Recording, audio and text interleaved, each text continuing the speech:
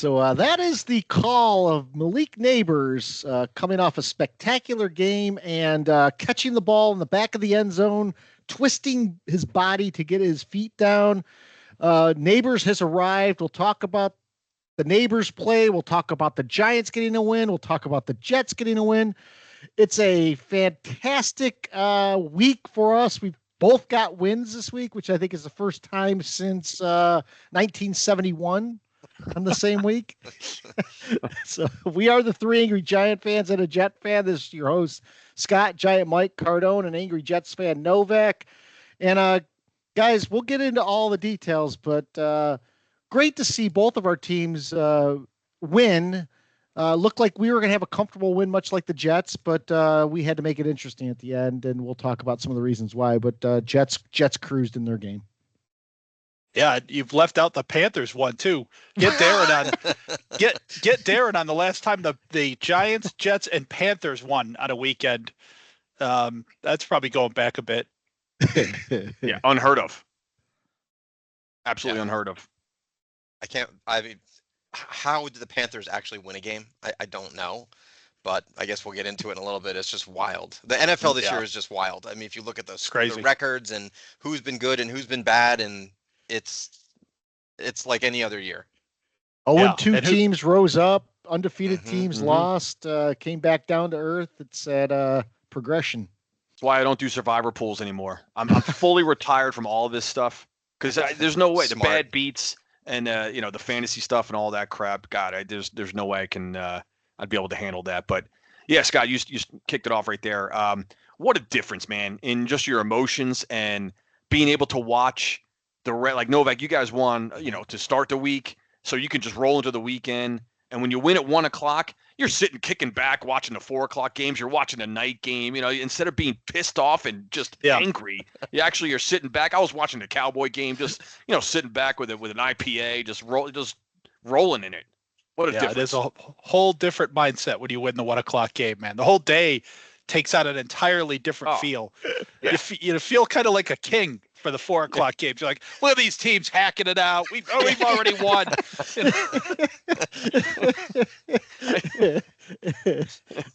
So before we get into all the details, let's give a shout out. And this one's from Delaware. So hello, Ocean View, Delaware. Population 1,882. So this is a small town. Wow.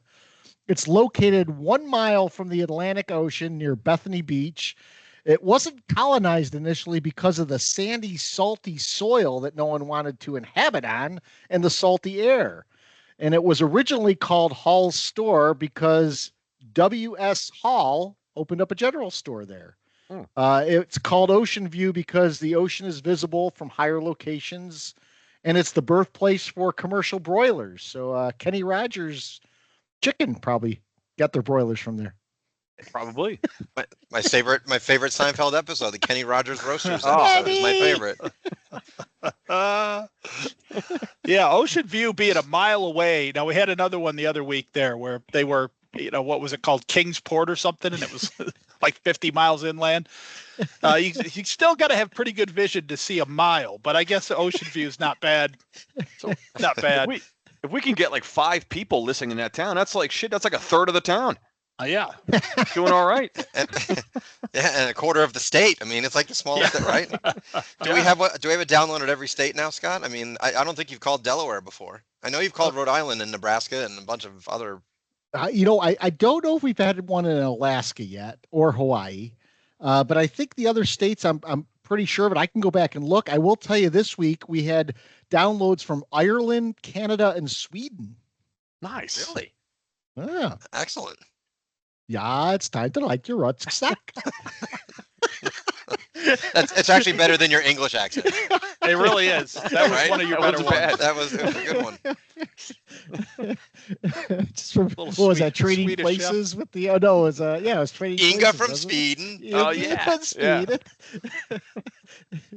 It was Clarence Beeks was in that. That's right. That's right. The principal from Breakfast Club. Vernon. He was Vernon in Breakfast Club. Yeah.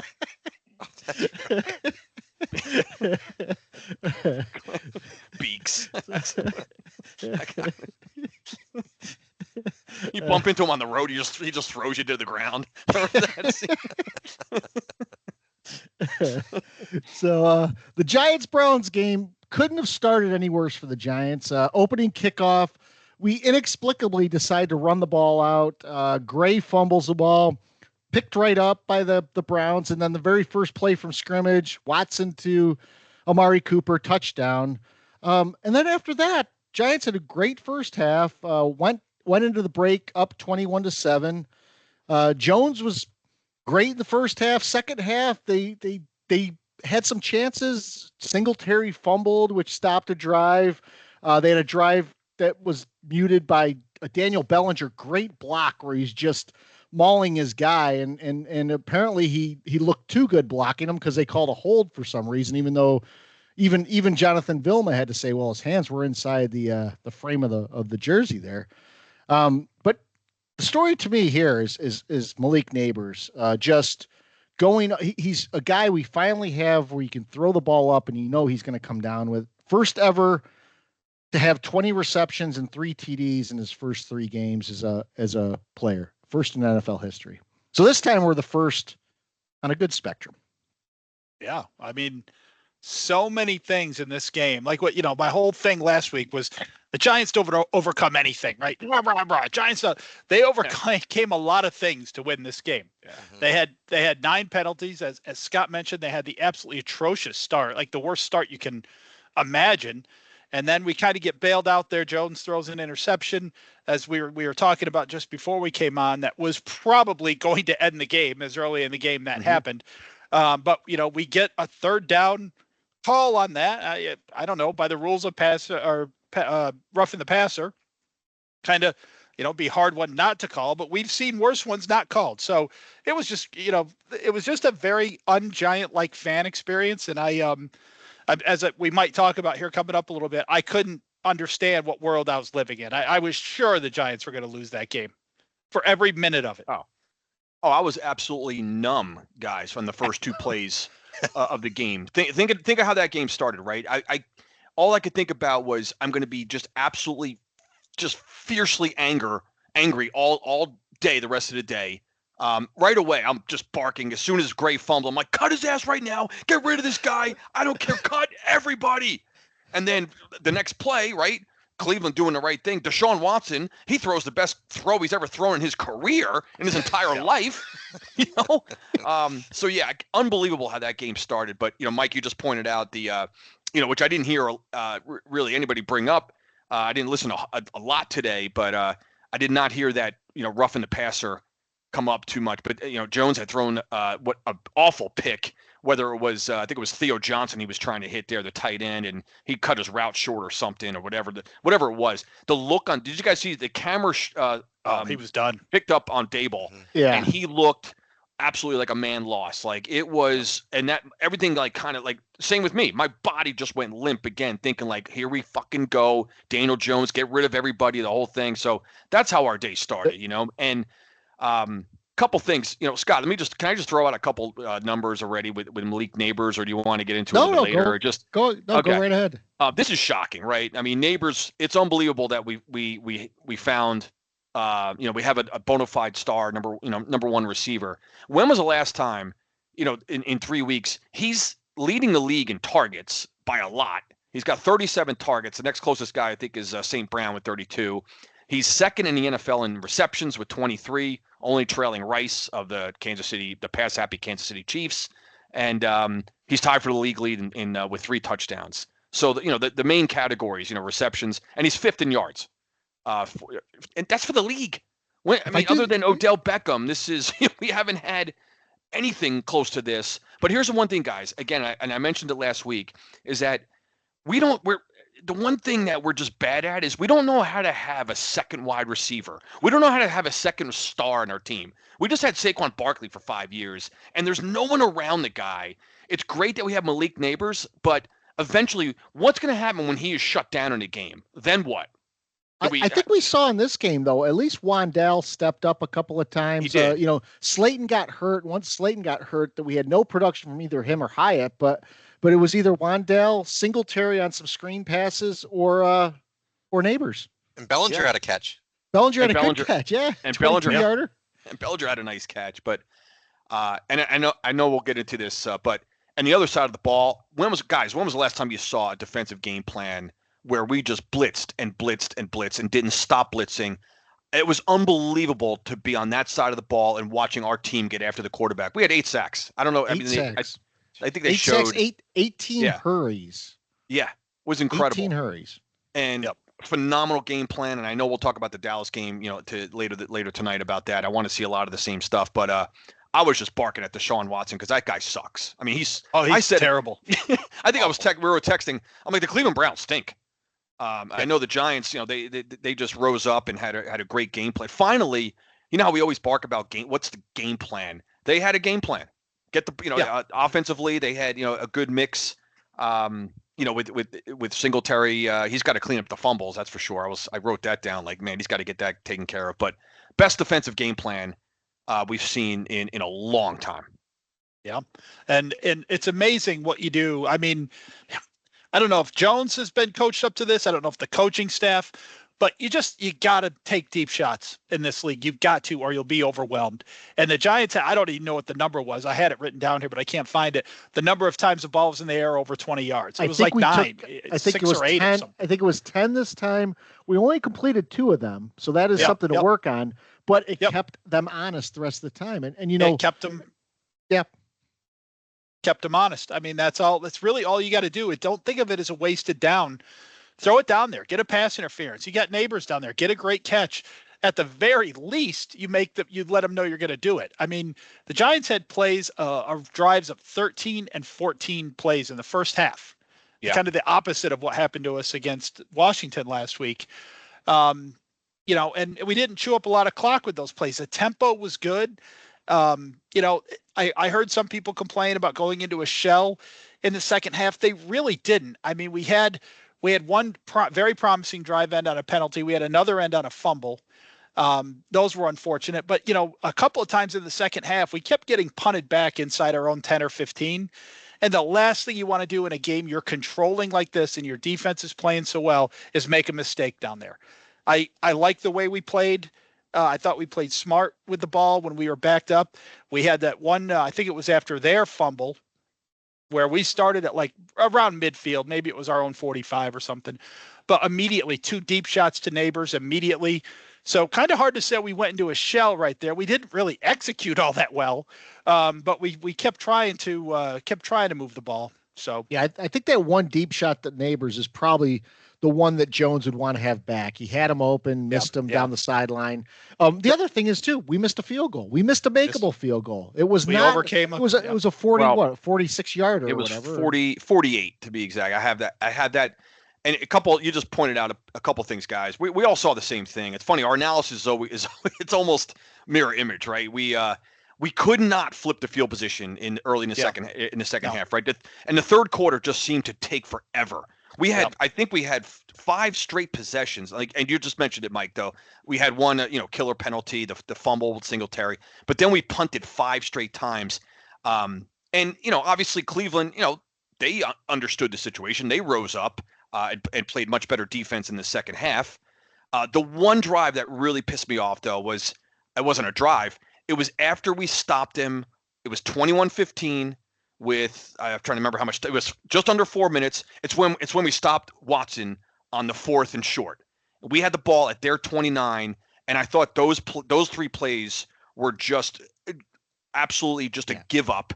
Where we're trying to, Dayball actually acted like it was a 29-yard field goal instead of like a 48-yard field goal. Yeah, and 100%. And especially having a guy like Greg Joseph, we don't know, the guy was on the fucking couch last week. So that was the one time I really lost my shit in the second half was because you're trying to ice that game. They needed just even 10 yards there, or even 8 yards maybe. Just even maybe didn't even need a first down. Just to get to like maybe a 40-yard field goal at most. And that's where I thought Dayball just kind of shelled up there. And then we ended up missing the kick. And that's where I was going wild because I was thinking like, my God, can't we just close out a game? Who deals with this? The kicking situation. We need a kicker, by the way.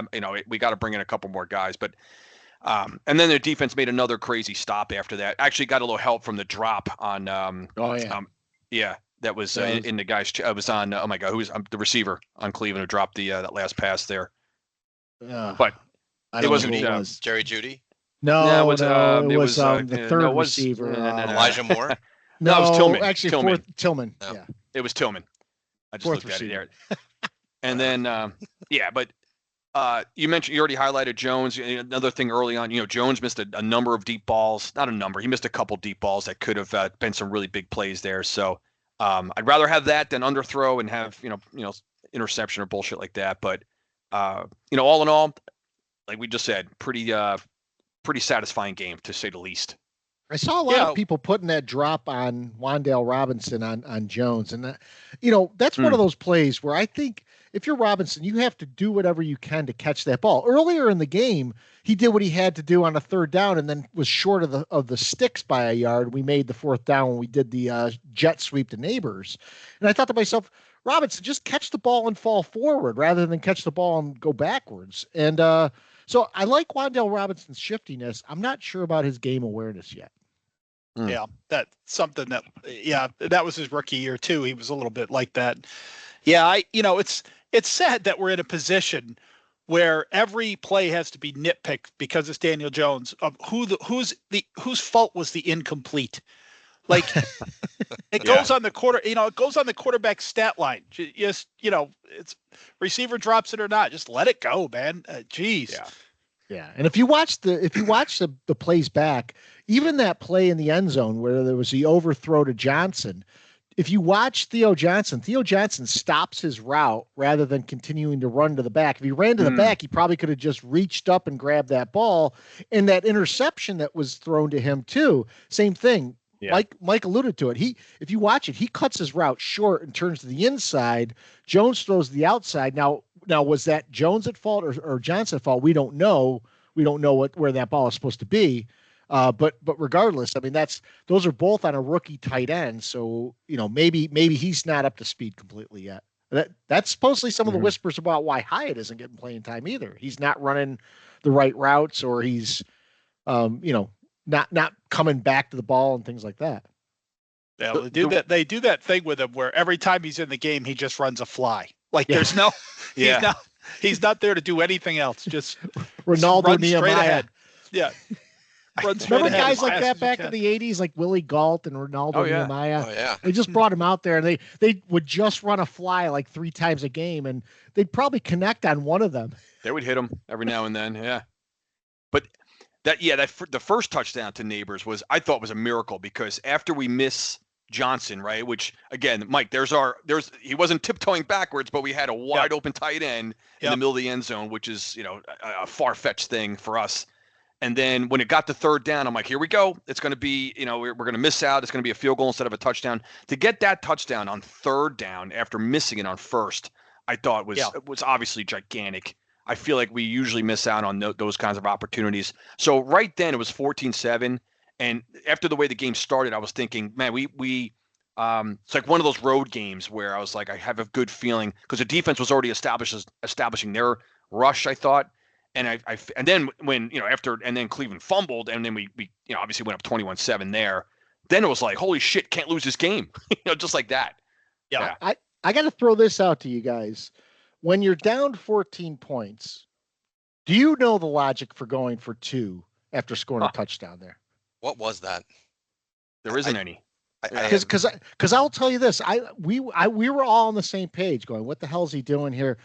I watched a segment today and it was math nerds basically. And they were saying that by the numbers, that's the smart play because you give yourself extra chances to win the game. What? My attitude is if you're the home team, you're not afraid of going to overtime. No, you're not. I mean, that's been the sort of rule forever. On top of it, have they watched their quarterback play? He's going to get a 2-point conversion. I mean, come on. Yeah, of course. If it's Patrick Mahomes, fine, but I don't understand that at all.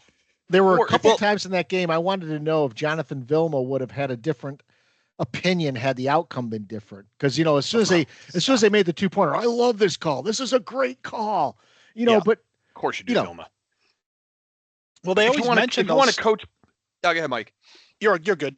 If you want to coach balls out in that situation, then go for the win after you get the last touchdown. Right? You want to coach, but why do it there? Because then if you fail there, you're still down by 8, and then that 2-point conversion. Well, then you have to go for it. It's just to tie. There's no pressure on that decision. You want to coach balls out and be that kind of coach. Then go for the win. For 22. Go for the 22-21 win at the end of the game. Yeah. Whenever they make comments like that to defend the analytics choice, that comment is completely based on whether or not they make it. It's like they assume you're going to make it when they say that it's the right play. Well, it's the right play if you make it. Yeah. If you miss it, you now have to go for 2 to tie the game if you score again. And if you don't get that, you're fucked. So it's like, it's always acts like, well, it's a foregone conclusion that you'll get it. And as I don't know if this has changed over time, but I think forever, ever since 2 points have been reintroduced, the make percentage on those, it's a coin flip on those things. Yeah, it's actually less than 50%, I believe. I think it's like something. What are the numbers so far this year? Yeah, do we know the numbers this year yet, I don't know this year, but I think in the last. I'm gonna look that up. I think last year it was in the mid 40s or something. I was just curious if they're trending up. Because all these analytics and stuff. But you're right, Scott. Isn't it usually like around 48, 46%? It's just under half, right? Yeah, still under half. Yeah. And the good. I was texting at the time because I just wanted them to score, just put the nail in the coffin. But the right play was what Devin Singletary did at the end and slide down, because at that point you take knees and the game's completely over.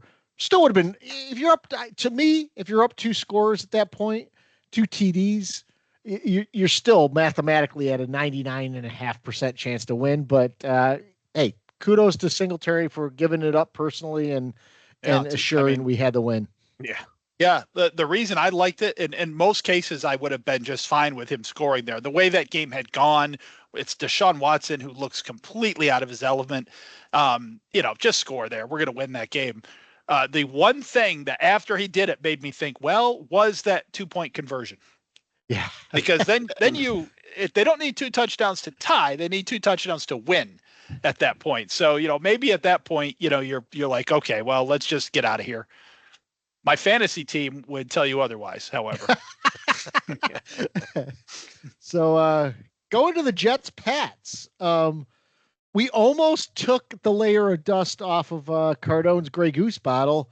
It didn't happen because of the way things got in the fourth quarter, but you could have opened a Grey Goose bottle, Novak. You had a Grey Goose game. You guys suffocated the Pats. And what we realize is that the Dick is accurate and in charge compared to Zach Wilson, and he also hates hugs. Yeah, you had to finish with that, didn't you? You're giving the Jets props finally, but whatever.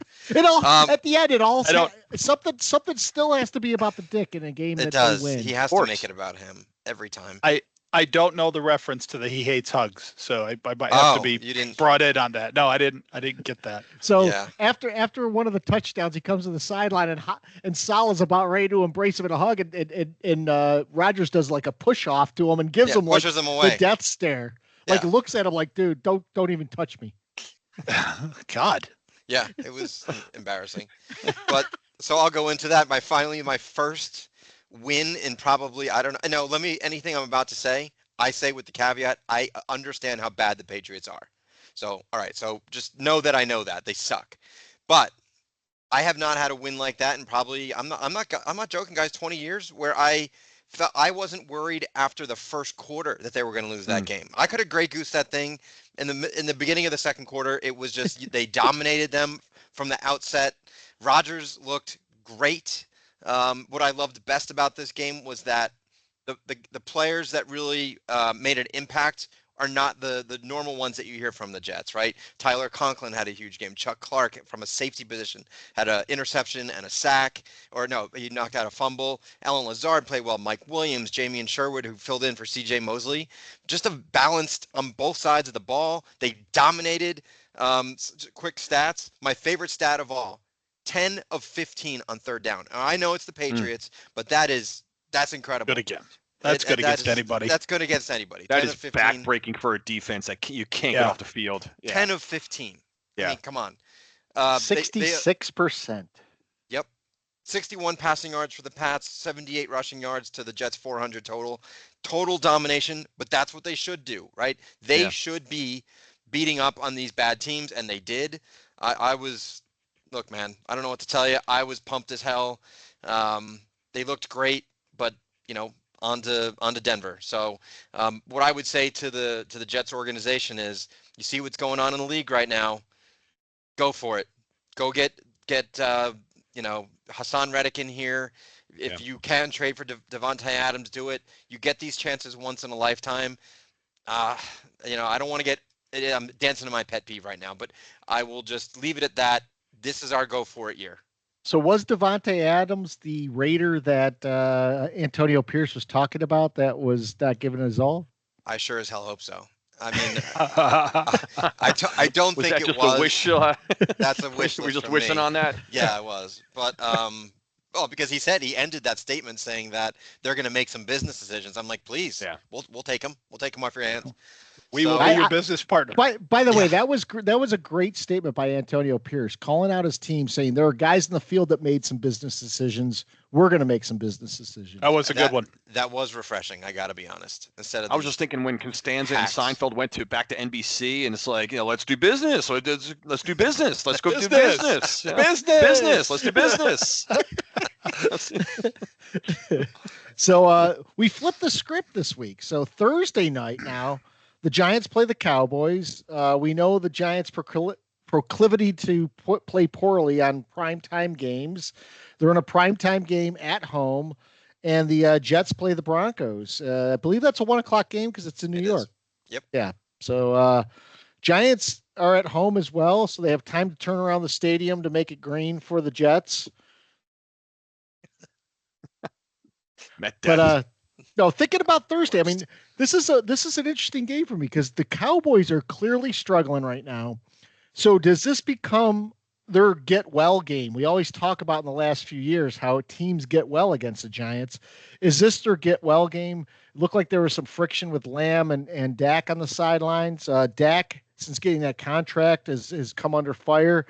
And guys, that score against the Ravens was a lot closer than that game really was, much like I think the Giants-Browns score was a lot closer than it should have been, especially if Singletary were to score that last touchdown.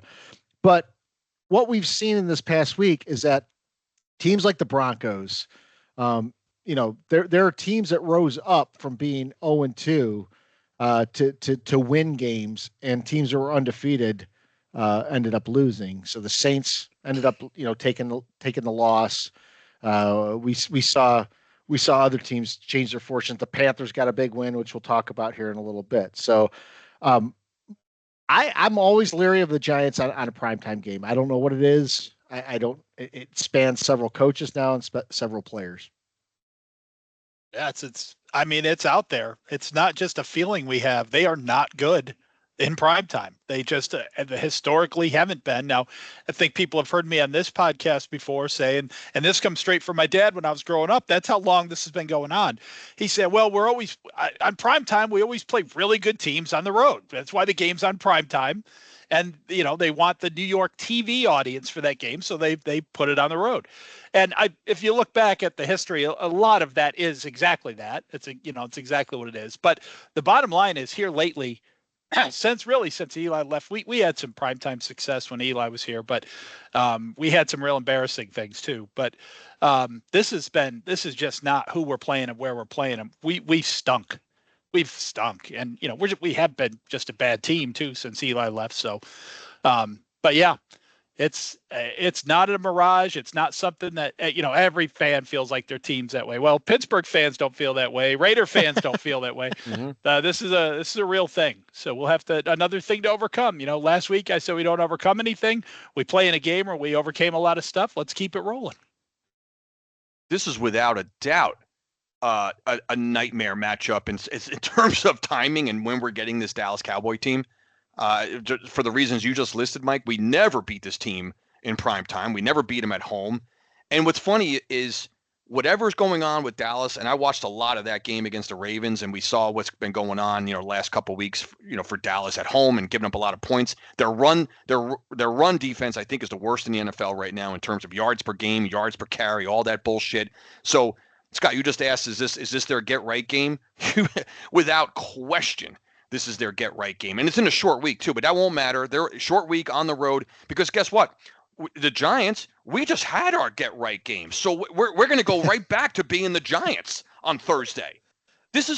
People would look at me like I'm crazy because this is, Dallas is struggling. They're dysfunctional, this and that. That's all you saw on Get Up and all that bullshit, on ESPN this morning. You watch Thursday, we are going to see that Cowboy defense is going to be just running fucking ripsaw in the Giants in the Giants backfield on Thursday night. So this is a nightmare matchup, nightmare timing.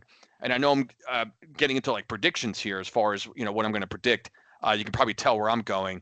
I just think we're getting Dallas at the worst time. You think you would want to get a team when they're struggling? Oh no, this is I think a nightmare for the Giants getting Dallas right now because they're going to get a lot of things corrected in only 3 days, but that's my prediction as far as what's going to happen on Thursday night. Yeah, it's not. Go ahead, Novak. No, I would just say real quick, the one thing the Cowboys don't want other than to lose to the Giants, they do not want this Malik Nabers national coming out party against them. No doubt. The team that has had historic wide receivers for decades. That Dick CeeDee Lamb is do not let that guy shine over me on national television. So they are going to do everything in their power to take him away. But I do think it'll open up some things for you guys. Although I know this, the last time the Giants had a wide receiver show them up on national TV, they ended up losing the game. That's the game catch? anyway. Yeah. Oh yeah. Yeah. I remember the final score. Nobody else, the rest of the country doesn't, but I certainly do. If Dable, back to Cardone's point, Dable has to do something to see that coming. Like he said, I don't know how anyone doesn't see this coming. This is like a train rolling right at us. And Dable's got to do something to stop that. And I think the thing to do this week is go, guys, you just dominated this team. You just dominated them. But because of these 8 things, we had to sweat it out at the end. If we clean that up, we can play with anybody. So he's got that coaching at least point. It would have been way worse, Cardone. I don't know if you agree with me, if we beat the Browns 31-10. And then are coming into this game. To me, that would have been that would be a trade. Well, you could see that thing. I look at this early in the season, guys, but there, history tells you, you can't look away from historical percentages of teams that make the playoffs versus teams that don't. And all these games, this isn't, every single game is so critical. And let me ask you guys this question. Think about this. The Giants somehow find a way to win this game. Well, are the football gods going to allow the Giants to go to 2-2 and be in the mix and have maybe salvage something out of this season? And Dallas is going to go to 1-3 and they're the team that just disappears and goes off the rails? Or is it going to be the other way around? I just look at it simply from the fact of, let's look at our team's wins and loss record. Is Dallas going to 1-3? I just find it almost impossible. You can give X and O's all day, and we'll give our reasons why we think, but I just look at that one factor, and it's are the Giants going to somehow get to 2-2 and save something, at least save the first half of the season and send Dallas, packing for the season? It's just so hard to see that. I do know this: if the Giants are going to win, Jones is going to have to play well at home, which he hasn't done in recent memory. Novak, we got the Jets-Broncos. Broncos come off their first win. Drew Lock had some highlight, or not Drew Lock. Bo Nix had some highlight plays running the ball more than throwing them, but they did get a big win, and they're on the scoreboard, so they have a little bit of momentum. They got to go cross country to play the Jets. Thoughts? Well, I actually love it when you play a team that actually gets the monkey off their back and get their win, right? I would have rather them played after having won than have them be 0-3. So I was actually rooting for the Broncos to win. But remember this from 2 years ago. This is the revenge game for Aaron Rodgers, because this is Sean Payton, who called his buddy Nate Hackett the worst coach in the history of the NFL. And Rodgers called out Payton and was all pissed off. And Aaron Rodgers is, as much as we know he's a dick, he does not like people calling him out and his friends out. I think I expect him to have a big game. This again, a team at home they should beat. There's no reason they should lose. We'll get into predictions in a bit. I think it's a good matchup with the Broncos. One thing that does scare me is the Bronco game over the last, this is our third year in a row we've played them, but we've lost players to season-ending injuries in both of the Bronco games. Breece Hall, Elijah Vera Tucker in the Bronco game, so that worries me. But other than that, look, the Jets are the better team. They're the more talented team. There's no reason they should lose this game. Yeah, by the way, I was just saying, quick point. The I think the same way. I always look at, you can look at matchups and all this other thing. Just what you said. When looking at a team where you don't want Denver coming in 0-3 and not having a win yet and playing, because that's when desperation, freaky things happen in a game, something like that. They're feeling good about themselves right now, and that's where I think they're going to get whacked, by the Jets on another tough road game. My other point was, that's why I said all week, I said to a specific Eagle fan that we're going to get blown out by the Saints. They're going to roll it. I said, nope. Eagles are going to win that game because that's the NFL. It's just the way it works, right? We've seen this. We've watched this game our whole lives, guys. And I knew without, and I don't care. I wasn't watching that game, obviously. It was on the same time the Giants were going. And I kept thinking, I don't care what's going on in that game. We could talk about Sirianni if you want, Scott. We can do that too. And this guy. Anyway, that's a long drawn out point, Novak, to agree with you in terms of you probably were half rooting for the Ravens. The Cowboys to beat the Ravens so that you could get them off of a win. In a crazy way, I was okay with that. But as the game's going on, no. When the Ravens had the big lead, you're like, no, fuck it, pour it on. You get carried away. But to your point, it's one of those things where like, would I be, because now it could work in your favor if they had won. Yeah, and because another loss, they're in desperation. They're under the spotlight. They're going to come out like rabid dogs on Thursday night. So that's what happens. Yeah, I do think that you sometimes get a team, but you never can tell because there's teams that go on slides and those slides continue. I don't see that happening with Dallas either. But let's go to our predictions now. Last time I had to wait till we were midway through our questions. I had completely forgotten about the segment. So let's go to the predictions. I'll let Mike spell out the order again. All right. By the way, as we're talking, I forgot to mention we are recording this on a Monday. We normally do a Wednesday. Mm-hmm. We're recording this on a Monday when there are, by the way, 2 Monday night games going on simultaneously. For whatever fucking reason, the league has done that. Right. This was a pet peeve before. Stupid. Yep. And still don't understand that. And as I'm watching the game, Damar Hamlin Bills just dropped a touchdown pass, but Damar Hamlin's just had an interception, which this year he might actually earn the comeback player of the year. It's not just given to him because he almost died. It might be earned. It was the funny line of 2023 for Scott last year. He's going to win it because he's not dead. Yep, that's his criteria. That's his resume. It's not like he was competing against Dwayne Haskins. Oh God! I just thought I'd keep giving the pod Dwayne Haskins references. Yeah, why not? Apparently, you don't think it's too soon to go. All right, Mike. All right. I'll turn it over to you. All right. So the predictions this week, we got Novak leading the pack at 6-0. So we'll have him start, and whichever game you want to do first, Novak.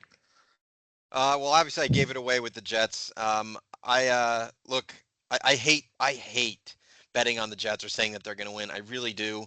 But I have to think that this is a game that they should dominate. I actually do like that. Like I said, the Broncos won their game. So I'm going to take the Jets here 28-13. The Giants, I've been flip-flopping on this all day long. And I was going into the pod, I was thinking I'm going to take the Giants because I thought that exactly what I said. I think the Cowboys are a team on the decline. There's something off there.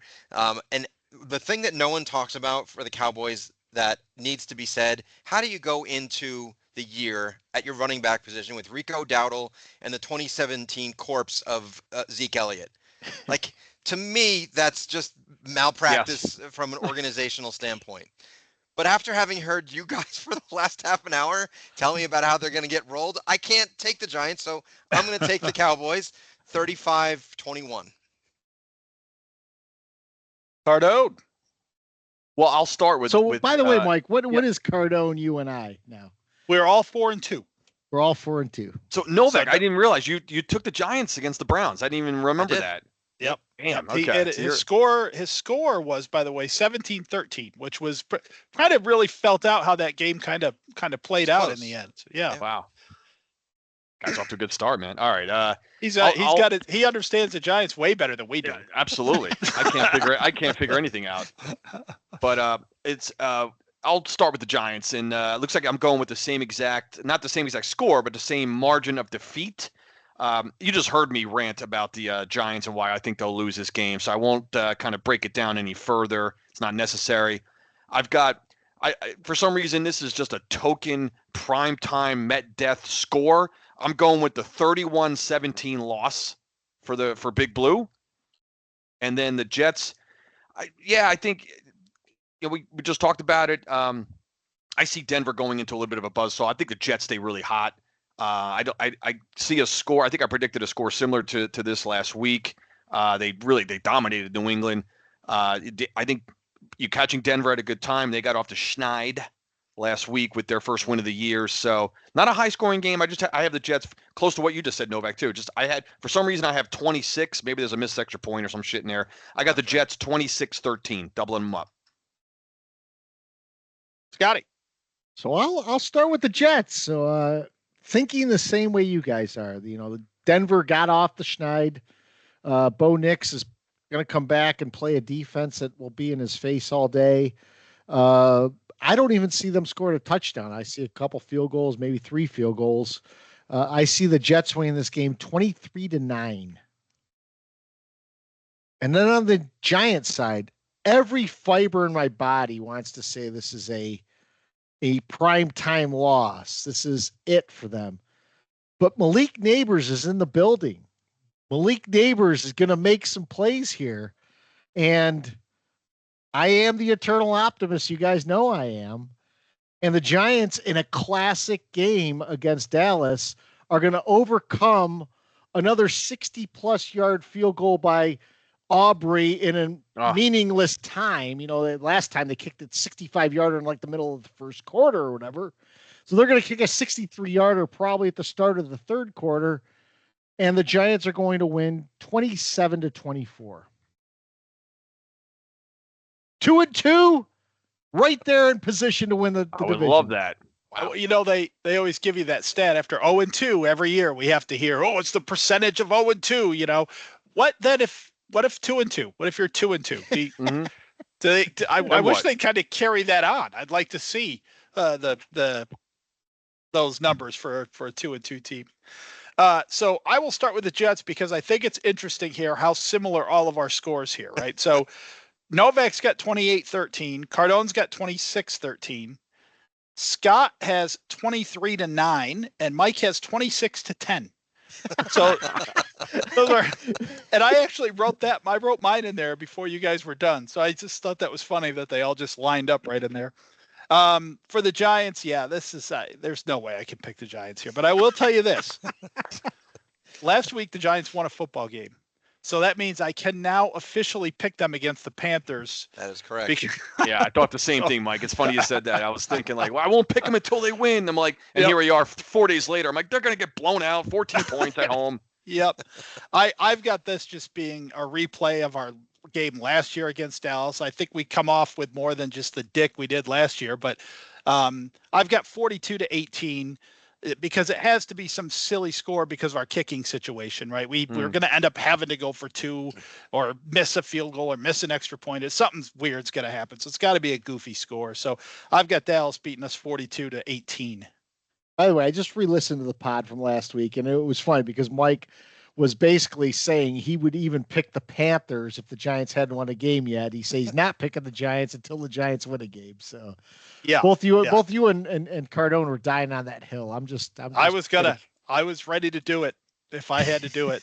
By the way, I just looked this up yesterday, I think, guys, and I was looking at the Giants' schedule 2025 because it's still the same format, right? Where you have the we know that the opponent you're playing, and we play at the NFC South next year.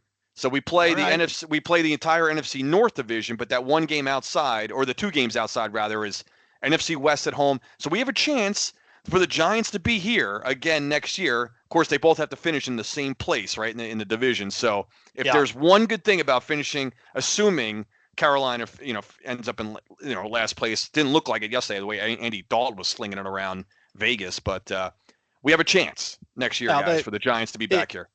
Even if we get it, Cardone, they'll probably move the game to Iraq or something. Yeah, exactly. So speaking of the Panthers, are going around the league. Panthers get off the schneid. A lot of 0-2 teams did, but they were particularly impressive in that they didn't just go into Las Vegas and win. They went and they had themselves a Grey Goose game, and Andy Dalton looked like he was throwing the ball like prime Jake Delhomme or something.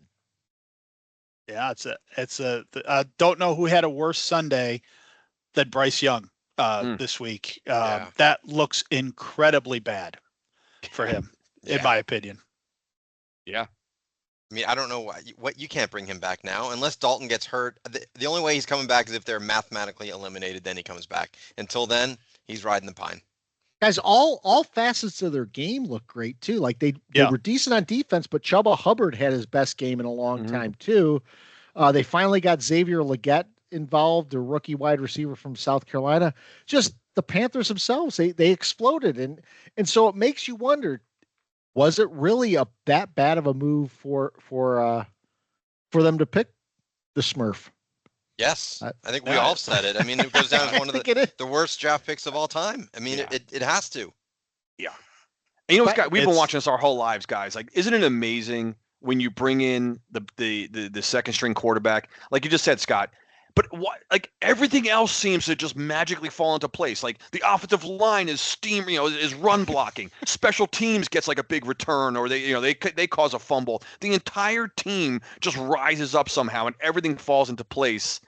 In addition to the quarterback play, it's a miracle how that happens all the time. It's crazy. Yeah. Now here's the thing. I already predicted. Watch. This is Dalton will he'll lay an egg now this week. Of course he will. Yeah. Yeah. So no, it looks really bad for him. And like everyone pointed out, man, the rest of the team played lights out. Every position on the field was playing lights out. How much of that is just they all had a good game on the right day, and how much of it is Andy Dalton gives us a chance to win? So I'm coming with my A game today. Yeah. It could be. You don't want to think that. I like Bryce Young as a person. So I don't want to wish bad things on him, but that looks really bad. Really bad. So there's a game yesterday that had it happened to the Giants, we would have all been livid. I don't know if you saw this, but in the Lions-Cardinals game, it's about ready to hit the 2-minute warning in the first half. You're on my pet peeve. That's all right. That's all right. I've got two of them. I actually have a backup. No, please go, Scott. It's cool. Go ahead. The Lions snap the ball, which looks like clearly before the 2-minute warning, and it turns into a pick six for Arizona. And as Arizona's running down the field, the officials they're blowing the play dead. Yeah. Calm down, everyone. No one's getting a pick six. Calm down, Arizona fans. They take a pick six away from a play that was legally snapped before the 2-minute warning, and there wasn't a damn thing Arizona could do to remedy that. No. I did not see that. Yes. And what's great? So, Scott, it sounded like you were watching. I was watching that game live, and they slowed it down in like super slow motion. And I think, and I have said this before about other teams where Detroit was being like clever and savvy, where they probably, maybe they were expecting the defense to kind of, how like the defense either at the end of the quarter or at the end of the half in this situation was a 2-minute warning. We're like, they're not really going to snap the ball. And they did. They did that intentionally. And to your point, Scott, Goff drops back, fucking throws it off the offensive lineman's helmet or something like that. The ball gets deflected up in the air. They return it, like you said, and they went back to super slow motion, and it was 2:01, and that freaking ball's being snapped and there comes the official coming in, like, you son of a bitch coming in there and it was Arizona ended up losing by 7, a 1-score game. Yeah.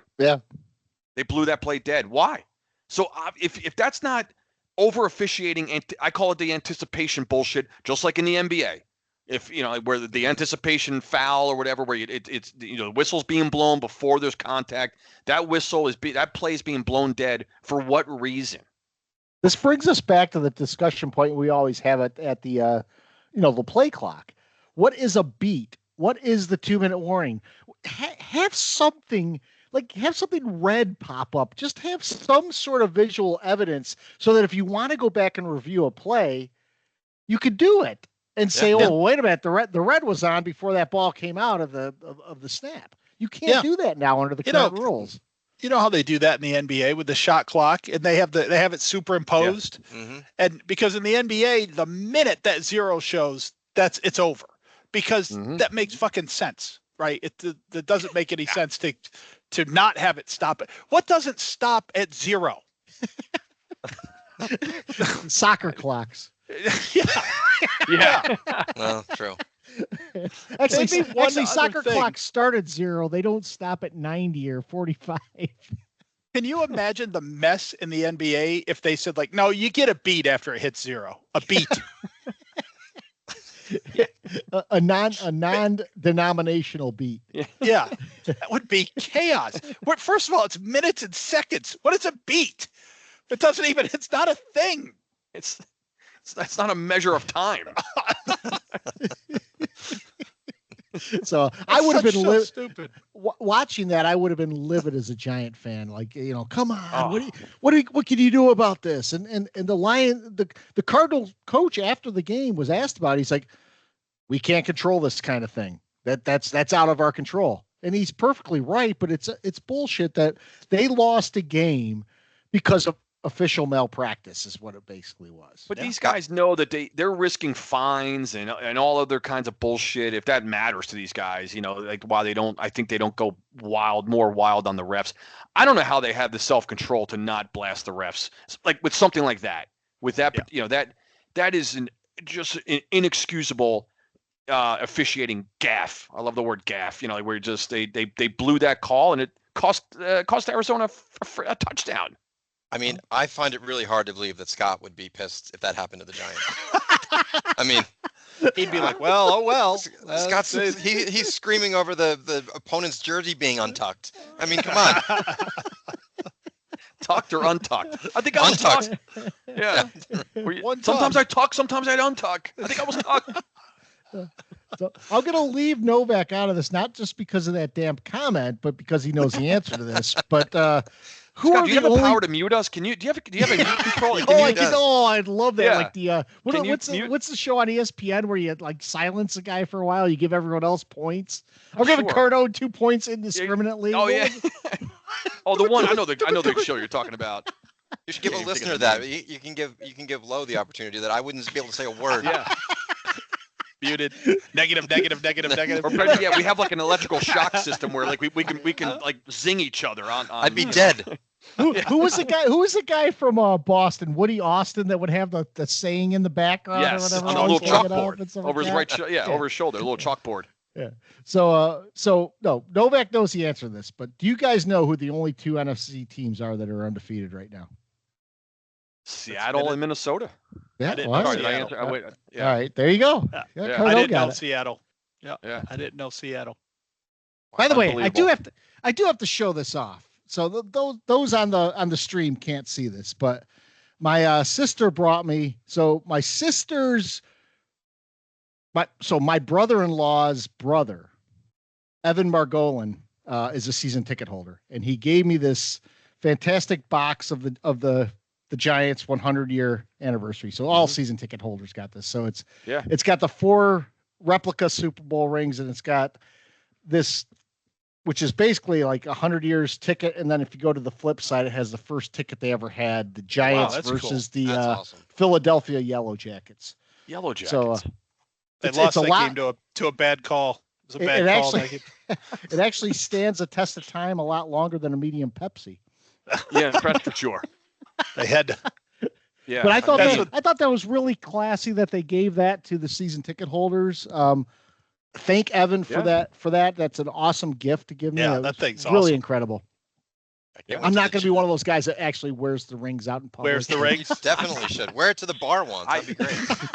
I was aware of that, Scott, as far as not the gift from your brother-in-law, but the season ticket. So Greg, of course, my brother has season tickets, and he received that same gift pack there. So it's kind of cool. So he's got that to cherish. Let's add to the fucking ring. So I don't want to be stuck at 4 for the rest of our lives. Yeah, we're going to need a bigger box. Well, Novak's looking at me like you're an asshole. Well, no. I was going to say our box would just be one middle finger with one ring on it, and that's it. And a video of David going, "I want to kiss you, Susie." Yeah, picture of the butt fumble, something. There'd be something in there. But speaking of the butt fumble, did you see the exposed ass from the Miami quarterback this week? No. Oh, Definitely missed that. So there's literally a defensive player pulled the guy's pants down. He's got a full moon staring in the camera. You guys didn't see this? I somehow missed that. Did not see it. And really? Just a word of warning, guys. Don't Google that because that's going to be on your history. So Yeah. Wait, was this the backup to the backup? Because I don't know if it was Skylar Thompson or if it was Tim the other Boyle? guy that came. Awful, by the Tim way. Boyle. Tim Boyle. Touchdown So Tim Google- Boyle, former Google Jet. both Skylar Thompson's ass and Tim Boyle's ass and see I what will not. happens. and see what comes up. For those of you not watching, with 19 seconds left in the first half, the Bills lead 34-3, and Josh Allen has 4 touchdown passes. So someone's having a fantasy comeback on a Monday night. Yeah. You guys got anything else from around the league? Real quickly, I just want to mention the Kansas City Chiefs thing is actually. Oh, I'm actually, very serious about it. Now I'm getting really pissed. Not like jokey, angry. Like enough is enough with this. Every week, these guys are getting away with something or not getting something called on them. I am tired of it. Stop it. It's enough. I will say this. Last week, they had a call against the Bengals for pass interference. Mm-hmm. This week, Kyle Pitts is wide open in the end zone. And he's basically mauled by a Chief, and there's no flag. Nope. And the double standard can't continue. It cannot. And the worst part is, like, the announcers completely gloss over it. Like, all right, the announcers last night did say this was a penalty, but then the shows today were all about, well, the Chiefs overcome things to get the win. Mahomes and Kelsey aren't playing great, but they're getting the wins. Well, they're getting the wins because they're basically being handed wins. They've been handed 2 wins now. Yeah, and I would just like to tell Goodell, listen, your ratings for the Super Bowl will be exponentially better if the Jets are in than the Chiefs. They just will. So just know this. I don't care about Taylor Swift. I don't care who Travis Kelsey dates. That's true. If the Jets are in there, the ratings will be better. So start doing it our way, please. I will say this: the Ravens had 2 penalties going into the second half of the last game against the Cowboys, and they ended up with 12. Yeah.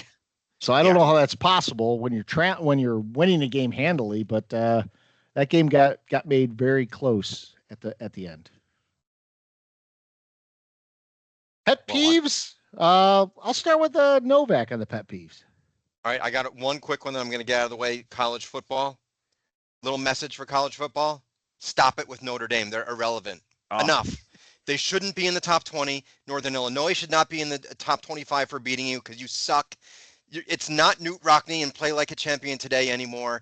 No one cares about Notre Dame football. There were 20 games on Saturday. I didn't watch 1 second of them. No one cares about Notre Dame. Just stop with Notre Dame. So that was my Notre Dame thing.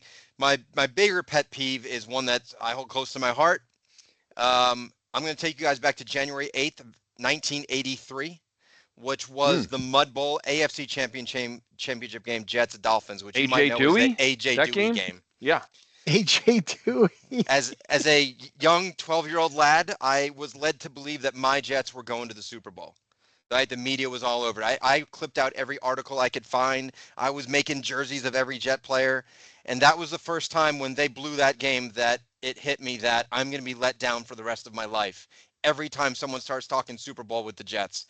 They did it in 1986 when they won 10 straight games and they lost. Gastineau, they did it in 1998 when Billy blew out his Achilles. Last year with Rodgers. Anytime the media starts talking about the Jets in the Super Bowl, I get let down. Like that joke, like when I die, I want the Jets players to be my pallbearers so they can let me down one more time. Like, stop. My pet peeve is the media and everyone talking about the Jets. All they did was beat the Patriots, who suck. Stop talking about them. I don't want it anymore. I'm not comfortable with it. I don't want to be let down again. I will not buy into them until they're actually in one someday. So stop it. Thank you. By the way, if you brought up Notre Dame, we got to say a couple words about Colorado, because everyone is talking about Colorado as if they are in the discussion again for being one of the top teams. And so my point before was that this is a 4 to 5 win team, which it is. Mm-hmm. And yet people are like, but you don't understand. Deion has taken over a team that was the worst in all of Division I before he took them over. So what? So what? He's made them into a 4-win team? I was watching that game live. Kit and I were out, and then we came home and that we ended up watching that game through overtime. And it was one of those, if you didn't see the end of it, just one of those absolute like ridiculous pull from your ass kind of wins, right? You guys know the box score. They the fourth down play and then fumbling to tie it in overtime. Unbelievable. And we were saying the same thing, but like Colorado, they're storming the fucking field. It's Baylor. Yeah. And they were favored. Exactly. They weren't. Storming the field. We were saying the same, like it's Baylor football. Like, I don't even, what were they? Like, who were they? Like they're not winning. They're winning the games they're supposed to win. Yeah. And they're acting like they're goddamn NCAA champions. Yeah. I'm glad. Meanwhile, they play against an actual team who's not even that great in Nebraska and get their asses blown out. Now, granted, I was pissed off as I'm watching Colorado celebrate this win because it just in shock, just because I don't even get the neutral games. It's bad enough my teams don't win any championships or do anything these days. But like the games where I don't really have skin in the game, my brother and I talk about this all the time. Like just when we want, like just because we dislike a team, like that's all we have left is like, I just want them to lose. And we can't even get that. We don't even get the neutral shit. Like, we don't. It's like, I gotta be miserable with everything. When's the last time you've seen a team that used to be Division I AA, like James Madison, lay 70 on an actual my God. power conference opponent? I was like, is that women's basketball? Because, whenever you see scores like that, you're always like, that's not the right sport, right? You're like, no, that's not. Something's different there. That's not football. That's something else going on. That's Trivia Bowl or something. I don't know, but that's when you see the ticker going on. We've talked about this where you see like NCAA W and you see like holy shit, Duke lost by 27. Like, oh my God, it's the women's. Never mind. Wait a minute. No, never mind. It's the women's. Mind. Yeah. I was gonna say go Sunbelt, but Novak, we can't talk about our App State Mountaineers. Good God. I left that game after the first quarter, so I go watch the Jets. It was awful. Yeah. It was they were bad. We don't need to bring that up. Even though I just did. I left the Clemson NC State game for a different reason. So yeah. Clemson in the last two games against App State and NC State now in the first quarter, they were up 28-0 in one and 35-0 in the other. So, Mikey, not pet bad. peeve? Yeah, I got a quick one here because I'm kind of watching the Bills and Jaguars on the side here. And of course, you're watching the Jaguars. Jaguars. So I'm watching not really the game, just sort of the play-by-play tick by, and the win probability follows it. So yes, I just want to mention that. So the Bills scored. They kicked off. Jacksonville got the ball with less than a minute left, so less than 30 seconds left, I think, and so they were at 99.2% to win at that time. Then Travis Etienne up the middle for 2 yards. They went to 89.9 for that 2-yard run. And then when they just decided to take a knee and wait to the half, it went to 99.4. So I don't follow the. I don't know. This is awesome. This is like a real-time pet peeve as it's happening. Yeah, as it's happening in real life right now. I'm sorry, it wasn't 89.9. It was 98.9. So it didn't fall like that much, but it went like it took almost a full point off for the 3-yard gain with 17 seconds left. I don't know. But my real pet peeve revolves around it. I don't know what it was this weekend, and I was actually talking about it with Novak before, and I was glad to hear he noticed the same thing because I heard it a lot this weekend, and it started to get under my skin, as things tend to do. And it was just seemed like in every game it just got mentioned. What a brutal place to play this. That was one of the toughest venues in the NFL, one of the toughest venues in college. I even heard it on Saturday. And I'm like, you know what a tough venue is? When the team is good and you gather 50,000 people who like that team together, that's going to be difficult. That's going to be a hard place to win a football game. When the team stinks and half the fans are there for the other team and there's no one's there, it's not going to be difficult. The building itself it's like I'm gonna feel like Hoosiers now. It's 100 yards, boys, one side to the other.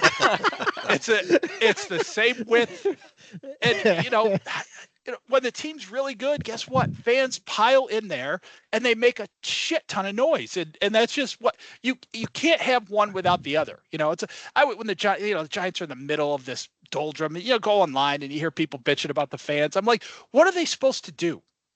Jump around like idiots while we're being embarrassed? I mean, I don't understand. You just win games. And guess what? Giant Stadium becomes a pretty tough place to play. I'll bet. I don't know. I'm sorry I called it Giant Stadium. Met death. But I was talking about it before the game with Novak too. And it's like everyone picks on the fan experience, the atmosphere here at the Carolinas where the Panthers play. Well, I've been to probably more games there than any other single stadium. I haven't been to a game in the new in the Met Death yet. So two of the loudest games I've ever been to have been in that stadium. And one of them was a NFL playoff game against Dallas, and that place was electric. And the other one, which I have a similar situation to this. The other game was when Cam Newton came back. I happened to be there that day. And until the game started and they started getting their ass kicked, that place was magical. I mean, it was on fire that day. People were screaming at the top of their lungs. It felt like a playoff game. And then quickly it devolved into nothing. Same amount of people at the game. All the people there's just nothing to cheer for. When they get nothing to cheer for, they get really quiet. It's just what happens. I think, South Carolina, this will be my last, South Carolina for years had this reputation as this very difficult stadium. Well, every game I turned on, it sounded like a morgue in South Carolina. but when they win, that place is incredibly difficult place to play football, which they're doing a little bit more frequently this year and last. So, yeah, it's not about the stadium. It's not about all of our fans are old men. Just, I guarantee you give old men something to cheer for, they're going to be loud. Yep. Period. And I think the most overused term in all of sports is hostile environment. Everywhere's a hostile, right? And now all of a sudden, the reason Mike and I talked about this, because I knew where he was going to go, because I heard it on the Vikings game. They kept on. Yeah. They must have mentioned it 20 times at the hostile, because they do the skull chant. That's why it's hostile. Oh, yeah. I don't remember Minnesota ever being like top 10 most hostile environments. Yeah. Come on, it's anywhere. Most people are freezing their giblets off when they were outside. Yeah. First of all, I got a problem with a hostile environment being indoors. Also, like if you're in a dome, if you're in a dome, no, I can't give the nod for the hostile environment. Even if you have turf, it's got to be grass. It's got to be cold. It's got to be dark. Right. You know what's one of the most hostile environments out there? And they don't have a great fan base when they're losing, is the Raiders, because they have guys with spikes on it that will sit there and beat the shit out of you. But the team itself is bad, and they're not really like raging when the team's playing, as we saw as Carolina went into Vegas and dismantled them. I think they lost that a little bit when they left Oakland, though. They did, but even in Oakland, I think in Oakland it wasn't so much a hostile environment because the team was good. It was a hostile environment because the fans were hooligans. Agreed. Yeah. Just a freak show. The hostile environment. What's the biggest difference between a hostile environment and the friendly confines? Like, the friendly confines is more of a baseball thing. The friendly confines, Fenway Park. Day game, great, the smell of hot dogs, and it's friendly confines. Yeah. They should mix those up. Here we are at the hostile confines of. Yeah. The hostile confines of the Polo Grounds. Polo Grounds. The Polo, to me, I would love to see the Polo Grounds in today, because the Polo Grounds are basically like a 600-foot outfield. And shaped like a everything else horseshoe. was like 110 yards down the line, so you just bizarre. They fit a field inside a stadium more than anything else. Cardone, pet peeve? Yeah, we already covered. This is why I'm glad I had a backup today. No, that's fine, Scott. Actually, it worked out perfectly. We covered the one with the officiating. So I had an officiating one. That was it. We talked about that. And then my other one, of course, you guys know where I like to go. Sports media. Yes. And this is perfect. Like, Novak already teed me up without even realizing it. But about 20 minutes ago, you mentioned a revenge game for Aaron Rodgers, right? Yeah, so that makes sense, though. Aaron Rodgers has been around this league for a long time. He's made a lot of enemies. He's won a lot. He hasn't won a lot of championships, but he's won a lot. And he's been a lot of places. He's done a lot and it has accomplished a lot in this league. So revenge game and Aaron Rodgers, that kind of makes sense, right? With his playing, with his accomplishments. So as I'm going through the recaps from yesterday's games and the NFL Week 3 grades, the first one I see is Packers earn an A in Malik Willis revenge game. And I had to research, who the fuck Malik? I mean, I'm like, that's the backup for Green Bay, right? And then I had to go through this whole fucking encyclopedia fucking research. Who revenge against what? Who? Where? When? How? And why? With Malik Willis. And then I realized, I'm like, wait, does this have, I had to think, oh, that's right. He was let go, I think, by the Titans. I couldn't remember who Green Bay beat yesterday. I remember they returned a pick 6 against Levis. I didn't even remember. I had to think, who'd they play yesterday? The Titans? So then I had to look up listen to me, Levis. I looked up Malik Willis's stats from last year. The guy threw fucking 5 passes for the Titans last year in the regular season. Completed 4 of them, so actually 80%. And then I scrolled down a little further. He was sacked as many times as he had completions. 4, all of last year. And they lead off with Packers earn an A in Malik Willis revenge game. This is knock it off. Malik Willis is not revenging against fucking anything in the NFL. No one knows who he is. No one knows. The biggest part of that is that Will Levis had another game-changing turnover. I don't think he did the cornhole throw. No, this one was overhand, Scott. Yeah, this one was actually So he had an overhand pick 6 this week. But guys, the Malik Willis revenge game. So when it was so funny when Novak, when he brought up the revenge game before, I'm like, oh my God, that's awesome. That's part of my pet peeve. Yeah, it makes sense with an actual revenge game. Maybe Favre going against Green Bay, or if Aaron Rodgers is playing against Green Bay, something where there's years of longevity, years of winning, years of accomplishments. Malik Willis threw 5 passes for the Titans last year, and they're calling it a fucking revenge game. Knock it off. They had another one last week that you'll love. Sam Darnold's win against the 49ers. He didn't play. He actually never played. Right. Revenge game. Did he ever throw a pass? No, he never. I think he mopped up a couple of times. I don't remember him stepping on the field. Willis threw 5 passes as a Titan last year. Now, he was on the team the year before. He must have had some mop-up duty. He actually had maybe 60 passes or something. But the first thing I see is revenge game. I'm like, just stop it with the media. I could be wrong about this, and let me stay on what Novak just said for a second. Didn't Darnold say something too about Shanahan cutting him after that game? Like, look who you cut, or something. Or look who you let go, or something. Not like let get away, I think it was the term, but yeah, right. Because he was going to start over Brock Purdy. Never even played. Never played. So we're going to see my pet peeve in full force this Thursday. The Jets had it this last Thursday. But those of you that are watching the Amazon game, it's not just good enough to have artificial intelligence anymore. We now have the artificial intelligent red circle around defensive players to show you who's going to blitz. However, if you're really using this as an indication of AI, I don't know how many times I've seen this where they highlight a guy and he drops back in coverage or he doesn't blitz at all.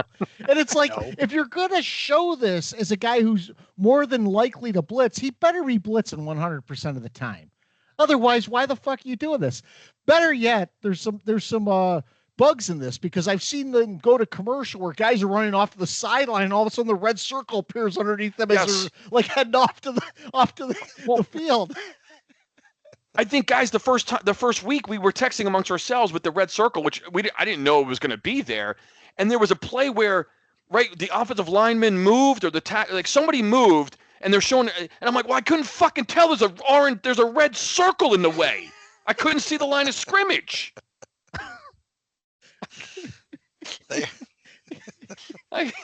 This is going to have the longevity of the glow puck. Why do we have AI? The glow puck, that was the worst. But why is AI even determining this shit? And if AI is there, AI is pretty shitty if it can't even tell if a guy's going to blitz more than half of the time. Guys, it's literally a video game where you're controlling the guy who's lit up on the screen. Like Tecmo Bowl. Exactly. Yeah. Or Sega. We used to love playing Sega NHL. You're hitting a button and like the little circle shows up on the guy that you're controlling. What was it? Nintendo Hockey that had regular style hockey players, fat hockey players, and skinny hockey players. Yeah, that was Nintendo. That was awesome. That was great. You could pick you could go with 3 fatties. Your lineup was. Oh, that's awesome. You guys remember? I don't know if you guys had Sega in the NHL game at Sega. They introduced every year they added new stuff to it, and a guy would get checked. And literally, he'd fall to the ice, laid out on his back, and blood would be spewing out of his head. It was awesome. Remember the year when Madden had the ambulance drive on the field if you knocked the guy out? Sometimes it would run over people. You can drive over players, right? So I don't know. I honestly, though, getting more serious here, I don't know where we're going with the whole AI thing. It reminds me of AWS and the stats because we talk about AI, but every time we try to implement AI, it's an epic fail. Yeah, it is. I can't imagine what the AI would be doing there. Is it like measuring down and distance and looking at tendencies and where he's lined up for a linebacker? But I mean, if AI was, that would ruin football if they were really good at it because, that would be like, we can never, don't bother blitzing. I got the red dot on me. I can't blitz. Everyone knows. I guarantee you it's someone in there like Romo going, highlight that guy. He's going to blitz. He's coming. That guy's blitzing. So dumb. Just leave it alone. It's so stupid. Leave it alone is exactly where I was going to go, especially with Thursday night. Did you see also at the end of the game, they had Nikki Glaser doing a roast? No, I did not see that. She came on in the post game and did a roast of the NFL. She's in there making fun of the NFL. I like her. She's actually funny. But why do we need to do this? You're making fun of the league and the good players and everything else. And a couple of jokes were funny. A lot of it fell flat. It was stupid. Just let it go. Yeah. Course. It always falls flat. It's so out of element. It's just watch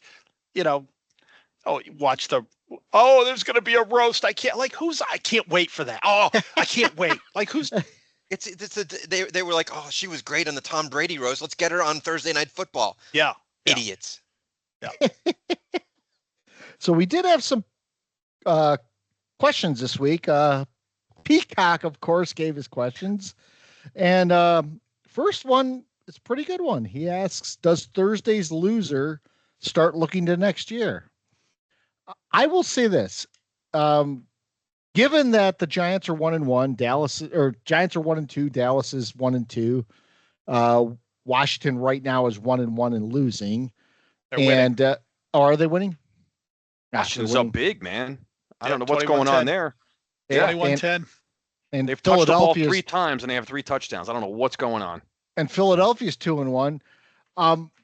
You go to 1-3 at this point. It's panic time. But the AFC or the NFC East to me just seems like it's going to be one of those crazy years for the NFC East. So I don't think we start to look to next year necessarily right now, but if this continues till week 6, probably. Your schedule is brutal. It gets pretty difficult coming up. If the Giants lose this, they're buried, of course. I mean, it's not even, like if Dallas lost this, all those years where like we'd somehow pull a miracle and beat Philly and send them under 500, and we'd say that was the nail. And then 3 weeks later, Philly rips off 4 in a row, and they're right back in. Dallas is going to be in the mix of this thing at the end. They just are. Win, lose, or draw Thursday, and we know what's going to happen. They'll pummel the Giants. The Giants are gone after that. They're gone. Bye bye, and Dallas will probably be fine. I still think they have more holes than usual, and I did pick them to make the Super Bowl earlier this year, and I would like to have that one back right now because they don't look like that. But to a Dallas fan like Peacock, Dallas, despite what he said when he was here with us, Dallas is an early front runner who fades. Like that's what Dallas does most years. And what's funny, other than 2007. When Dallas makes the playoffs in here these recent years, they don't even seem like a threat when they're in there. When they're, when they're going to get beat, and it happens. It's then that kind of thing. So maybe this is a little bit better for Dallas to start here with the questions and the kind of start with a fade instead of fade late. But to answer the question, the Giants the Giants are already looking toward next year. Before this game is even played. So. Yeah, because I've already made my prediction. I don't see how the Giants win this game, and that's why we had to beat Washington in week 2. If we were sitting at 2-1, I wouldn't be saying that. I mean, Peacock probably wouldn't be asking the question, for the Giants maybe even at 2-2, but because after that at Seattle, Cincinnati, Eagles, at Pittsburgh, where are the wins? So if Giants lose, yes, buried, done, season's over. I kind of think the season's over anyway, but at least you're alive it gives you some hope for another week as a Giant fan if they were somehow pull out this win. But I think, Mike, what you were saying is what I feel the same way. If somehow that were to happen, it doesn't feel like the Cowboys would go away. I still feel like they wouldn't go. They would still be they'd still stick around. They would be in the mix. And if they go, I predict them, they're going to win.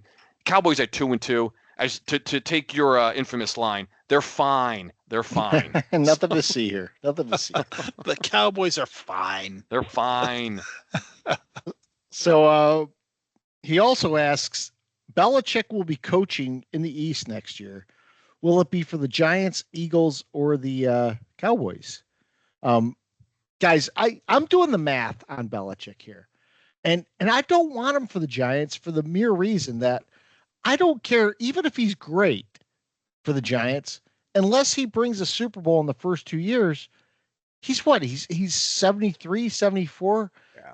The best he's going to be here for is 3-4 years, and then just age naturally says, all right, dude, you can't coach anymore. I don't think there's been a coach that's coached past 76. I don't. So I just don't want. I don't see the allure in Belichick because let's say Belichick even establishes a good team for you, then he leaves you in 2 years, and then you have to basically reboot. I don't see the Giants as the spot. No, I do think that's going to hang over your heads all year. I do, and I said that at the end of last year. I said if they get off to a bad start, you guys have 5-6 wins. I think that's going to hang over your heads all year long. But that doesn't seem like the right fit. He seems like he might be somewhere like Chicago. I could see that. They've got a decent roster. It's an old school team. I think he likes that kind of vibe. I don't know. I don't see it, but you're gonna have to deal with that. Can he sign up for the Jets for a day? I mean, I wouldn't put it past them. By the way, they did show that clip again this week. I know. They had to bring that out. Yeah. Well, you know what's so funny? Real quick. He actually coached the Jets for 2 days because he also coached the year between Parcells coming over where he was the coach in waiting for 1 day. So he actually coached for 2 days for the Jets, which I forgot about. The additional day. I don't know. Rob, what was the 3? He left out Washington. out of the Yeah, you Philly, left out Dallas, Washington. Philly, So Dallas, and Giants. Giants, Eagles, boys. I'll be honest. I don't think Belichick has it in his heart to coach either Dallas or Philadelphia. I don't, and the only reason I might want him here is, God forbid, we just win 4 or 5 games again this year. It'd just be something for a reason for people to talk about us. It would just be, as Cardone and I mentioned a couple podcasts ago, we're just invisible. We're not even invisible. Yeah, we're just an invisible franchise that just happens to exist in the NFL. And maybe it would be nice to hear their name mentioned once or twice in a season for a change. I don't know. I agree with Scott 100%. I agree with both Scotts. I don't think it's a great fit for him personnel wise, the Giants. I don't think it's if the Giants are really looking to turn things around long term, then he's clearly not the answer. If he does come to New York, which I don't think is going to happen, at least there'd be some interest in a challenge to see which New York coach gets more camera time, him or Saleh. Yeah, so that'd be kind of cool. My God, we could do we could do a side by side. We should be sitting at the bar with stopwatches. Yeah. But no, he would. If he does decide to come back, he's going to go to a place where he can win quickly. And usually those are not the teams that have coaching vacancies. But we all know that Dallas, Philly, these are kind of volatile situations, and there could be openings there with those two teams. So that's my primary. I mean, he may still have a special place in his heart for the New York Giants as coaching days and all that back in going back when he was at DC and all that. But I don't think he would come here to be part of this freaking never-ending rebuilding bullshit that we have going on. I mean, if Jacksonville keeps playing the way they're playing tonight, maybe watch that one. Bring his young girlfriend down there in Jacksonville. There you go. Yeah. 20-year-olds like the beach. That's what I'm saying. So his last question is, does a win or loss Sunday carry over to Thursday? And, I've watched the league a lot of, for a lot of years. And to me, there are teams that look terrible on Sunday that somehow pick themselves up on the bootstraps on Thursday. And there's others that have gotten blown out on Sunday that continue that by getting blown up on Thursday. I don't think you can make a statement that anything carries over from Sunday to Thursday. The one thing I hate about Thursday, I just don't like Thursday games, to be honest with you. Mm-hmm. Hate them. And I don't think, I think the worst thing about Thursday is you can never predict what's going to happen because you just don't know. You don't know who's banged up from the week before. I mean, we did talk about some of the Giants injuries. The Giants had Adoree Jackson leave the game early with a calf injury. We had Drew Phillips, another defensive back, leave the game with a calf injury. How long do those calf injuries take to overcome? And if those two can't play, that's a pretty big setback. So I would see Thursdays being more about injuries than they are about the mental aspect of winning or losing on that Sunday. Players, coaches, who likes playing on Thursday? No one. They all hate it. I don't think anyone does. They hate it. They hate it. Yeah. But Goodall gets to show up on Monday night or Sunday night against the Chiefs, or in the Chiefs box or whatever. Dick. The Chiefs box. You guys got anything else tonight? I have one comment. Because I was ripping the guy apart, most notably at the bar last week. Brian Burns, he gets my game ball, or one of the game balls. I forgot to mention that. He actually did show up. He had a strip. He had a good play. He was flying around on Sunday in the tackles for losses. He was involved. He got the strip sack on Watson there. We got the turnovers. So my game ball goes to Burns on the defense there. I've been ripping that guy for the first couple of weeks. We certainly heard his name on Sunday afternoon, so I was obviously thrilled to see that. Hope he just keeps it going. So Cardone, I had that as a note. I didn't bring it up. No, that's cool. I same here. I mean, I wrote the same thing. I'm like, you know what? I just want to make. I was going to bring that up at some point. I'm like, I'll just save it till the today. You guys got anything else? Yeah, my game ball to Burns. Yeah, Burns. Yeah. Yeah, it's like the Giants heard everything we said about them last week. They did differently this week. Every single, they can't overcome anything. Burns stinks. Where's Thibodeau? Micah McFadden was consistently in the backfield again. He played well against Washington too, but yeah. They ran some read options with Jones. He had a couple keepers, so he had some rushing yards again. So I'd like to see that. At least keep the screen defense. Passes. Screen passes were we working. We had the screen. My God, we had a jet sweep with Nabers. We did a lot. We did a tight end screen that worked. We did. Yeah. Screen passes, but what's funny? Our screens though, there was a couple where they were still going for like maybe 4 or 5 yards a couple times. A couple open field tackles by Cleveland, which nobody makes in the NFL. I'm like I kept saying, well, that screen usually goes for 20 yards. Every other team, we're getting 4. There was one with Daniel Jones too, where he was scrambling. If the defensive guy didn't grab his leg, he was gone for about 30 yards. And the first screen they ran, I think it was actually to Singletary, and he had a tunnel, and he went outside of the tunnel. And I was like, what are you doing? This is why we can't run screens. And then I will mention, as a point that I almost flipped the table over in the watering hole I was in, what are they doing with the Philly special they tried to run down inside the 5, where they Jones ran out from under center, and they clearly were trying to throw the ball to him. It's not going to work for us. No. The question is what watering hole were you on Sunday?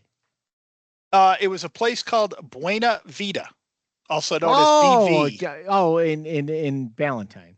Yes. Yeah. Yes. Okay. I had a catered affair there, a family situation. No, I know where you are. Yep. All right. Anything else, guys? Go Mets. Go Mets. So we'll drink our Grey Goose for the Yankees. While Novak sweating out the Mets. Magic number 1 for. I don't know what Mike does for the Pirates, but it involves Grey Goose, but it has nothing to do. So we will see you next week. We were early this week on a Monday, but next week we'll be back to talk about the outcome of the Giants-Cowboys and the Jets-Broncos, and of course all the shenanigans that happen every week that we just see over and over and over again. So hit us up at our Twitter page, angry_3 at angry_3, or go to our website, angryfootballfans.com. Really love to hear from you guys. It's been a great start to season 5, and we hope to continue it. Yeah. See ya. See ya.